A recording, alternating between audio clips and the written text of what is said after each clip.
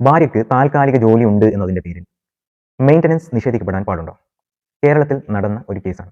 ഭാര്യ മെയിൻ്റനൻസിന് വേണ്ടി കോടതിയിലേക്ക് ചെന്നപ്പോൾ ഫാമിലി കോടതി തൻ്റെ 2 മൈനറായ കുട്ടികൾക്ക് 6000 രൂപ വീതം ഭർത്താവിൽ നിന്ന് മെയിൻ്റനൻസിന് വേണ്ടി വിധിക്കുകയും എന്നാൽ ഭാര്യയ്ക്ക് ഒന്നും നൽകാൻ വിധിക്കാതിരിക്കുകയും ചെയ്തു. അതിന് കാരണമായി പറഞ്ഞത്, ഒന്ന്, ഭാര്യ ഒരു ടൈലറാണ്, അതിനാൽ തന്നെ ഭാര്യയ്ക്ക് സ്വന്തമായി വരുമാനമുണ്ട് എന്നുള്ളതാണ്.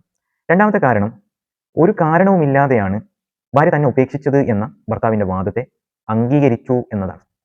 എന്നാൽ ഈ വിധിയിൽ അസംതൃപ്തിയായ ഭാര്യ കേരള ഹൈക്കോടതിയെ സമീപിച്ചപ്പോൾ കേരള ഹൈക്കോടതി ഭാര്യയ്ക്ക് 8000 രൂപ ചെലവിന് കൊടുക്കണമെന്നാണ് വിധിച്ചത്.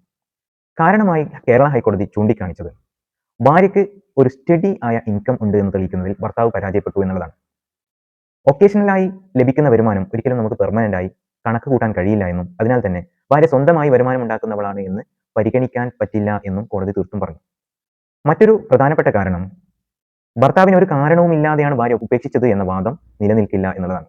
കാരണം ഭർത്താവ് ഭാര്യയെ മാനസികമായും ശാരീരികമായും പീഡിപ്പിച്ചതിന്റെ, മെന്റൽ ആൻഡ് ഫിസിക്കൽ ക്രൂവൽറ്റി നടന്നു എന്നതിന്റെ കൃത്യമായ തെളിവുകൾ കോടതിയെ ബോധിപ്പിക്കാൻ ഭാര്യയ്ക്ക് സാധിച്ചു എന്നതിനാൽ തന്നെ ഭർത്താവിനെ പിരിഞ്ഞ് ഭാര്യ ജീവിക്കുന്നത് ഒരിക്കലും ഒരു കാരണവുമില്ലാതെയാണ് എന്ന് പറയാൻ പറ്റില്ല എന്നാണ് കോടതി പറഞ്ഞത്.